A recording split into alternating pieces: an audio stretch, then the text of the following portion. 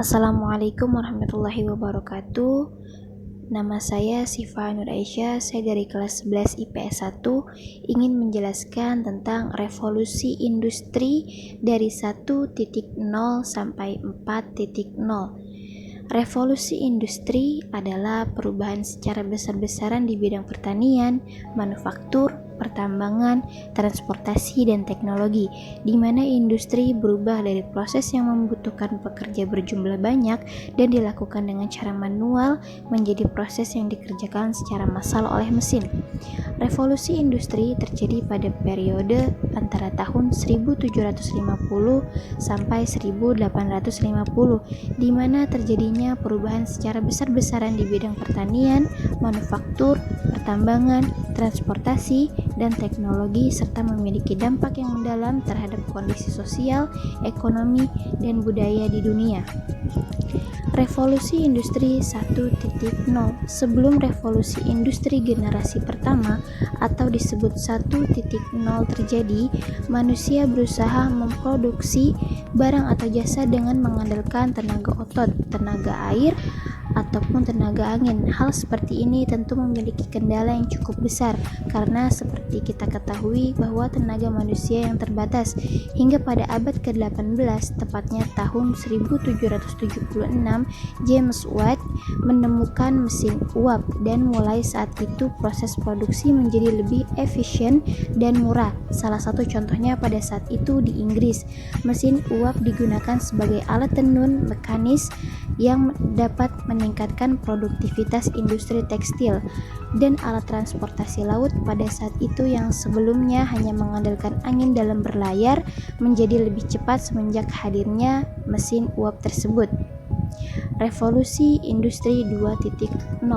Lanjut ke revolusi industri generasi kedua atau 2.0 yang terjadi di awal abad ke-20.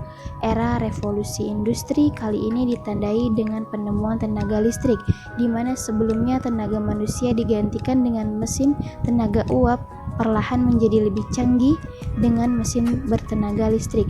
Tetapi terdapat kendala yang ditemukan dalam proses produksi, yakni proses transportasi jika pabrik cukup luas. Contohnya pada saat itu adalah pabrik perakitan mobil, di mana spare part satu harus diantarkan ke produksi spare part lainnya, sehingga untuk mencegah hal tersebut, produksi dilakukan di satu tempat secara bergantian. Hal seperti ini tentu tidaklah efisien.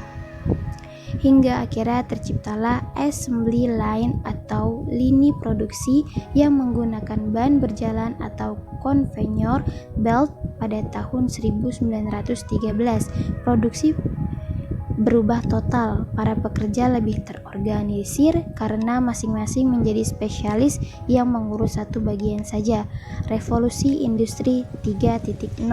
Jika pada revolusi industri pertama ditandai oleh tenaga uap dan generasi kedua ditandai oleh hadirnya tenaga listrik, kira-kira apa yang menandakan masuknya revolusi industri generasi ketiga? Sedikit terlihat menyeramkan karena pemicu revolusi industri ketiga ini ditandai dengan hadirnya mesin otomatis yang dapat bergerak sendiri dan berpikir, yakni komputer dan robot.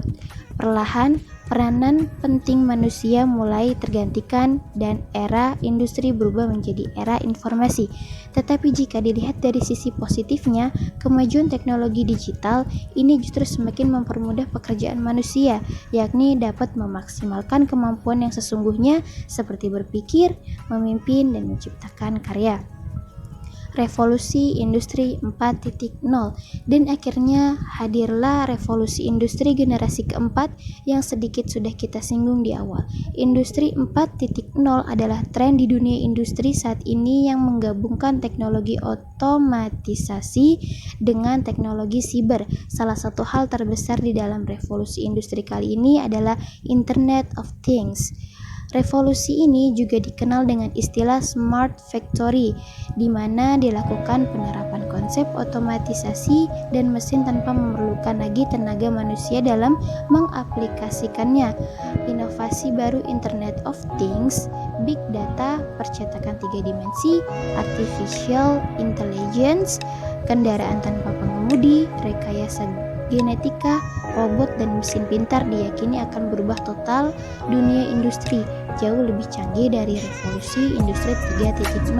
Contoh di Indonesia adalah munculnya transportasi dengan sistem ride sharing seperti Gojek dan Grab, usaha baru yang sebelumnya tidak terpikirkan.